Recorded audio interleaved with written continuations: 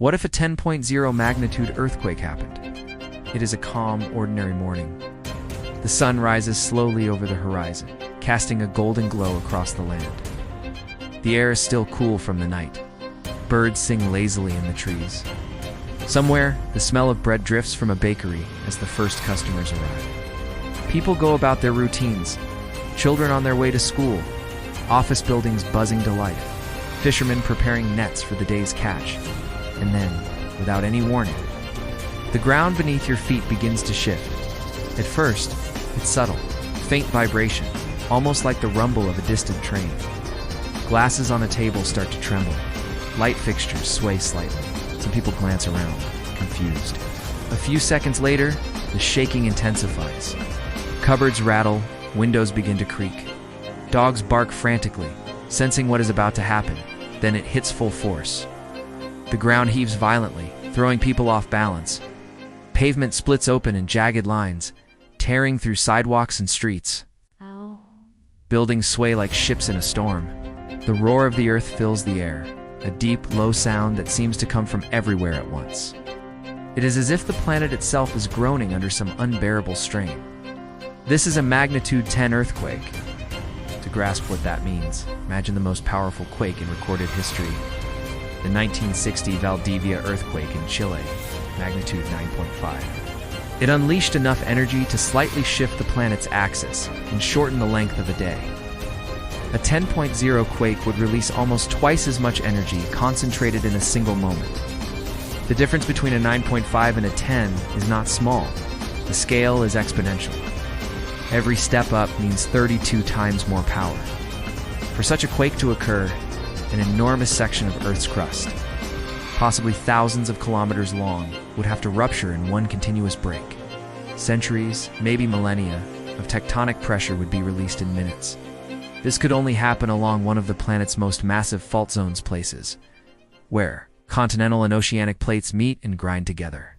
When the quake begins, the first waves to arrive are the P waves, traveling at blistering speeds. They shake, but do not yet destroy. They are the Earth's whisper warning. Then, moments later, come the S waves. They hit slower, but with catastrophic force. The ground rolls and twists. Entire blocks of buildings rise and fall. Steel bends. Glass explodes outward from windows. The shaking doesn't stop quickly. Goes on for 5 minutes. 6. 7. People try to crawl to safety, but are thrown down again and again. Hillsides collapse in landslides that bury roads and houses. In rural areas, fields split apart into gaping cracks several meters wide. In cities, the skyline changes before your eyes as towers collapse into dust clouds. If the epicenter is beneath the ocean, the damage multiplies. Imagine the seafloor suddenly shifting by several meters. Billions of tons of seawater are displaced in an instant. A colossal wave begins to form. Within minutes, it races outward, faster than a commercial jet. The first land it strikes is obliterated harbors torn apart. Coastal towns swept clean of all structures. Boats are hurled inland and left stranded on rooftops. Hours later, the same wave reaches distant continents, still powerful enough to flood cities. But the disaster is not contained to one region. A quake this large sends ripples through the planet. Seismic waves circle the globe several times. Sensitive instruments detect tremors in places thousands of kilometers from the epicenter. Some volcanoes, already on the edge of eruption, are pushed over the limit. Columns of ash rise into the sky, blocking sunlight and dropping temperatures. Infrastructures fail almost instantly. Power goes out. Gas lines rupture, igniting massive fires. In the darkness of night, these fires would be the only light, flickering against a sky clouded with dust. Water systems fail, leaving millions without clean drinking water. Roads buckle, airports are damaged, and ports collapse, cutting off all normal supply lines. Hospitals that survive the shaking are immediately overrun. The injured flood in people with broken bones, crushed limbs, burns, and deep lacerations. Many are trapped under rubble, their voices faint and desperate. Rescue teams work around the clock, but the scale of destruction is overwhelming. Days pass. Food supplies run low. Clean water becomes more valuable than gold. With communication systems down, rumors spread faster than facts. In some places, Desperation leads to violence. In others, communities come together, sharing what little they have. Then there are the aftershocks. Some are almost as strong as the original quake. Buildings that barely stood the first time collapse entirely. Survivors flinch at every vibration, every creak of the ground. Sleep is impossible. The psychological toll is immense: nightmares, panic attacks, and a constant fear that the ground will betray them again. The road to recovery is almost unimaginable. Entire cities must be rebuilt from scratch.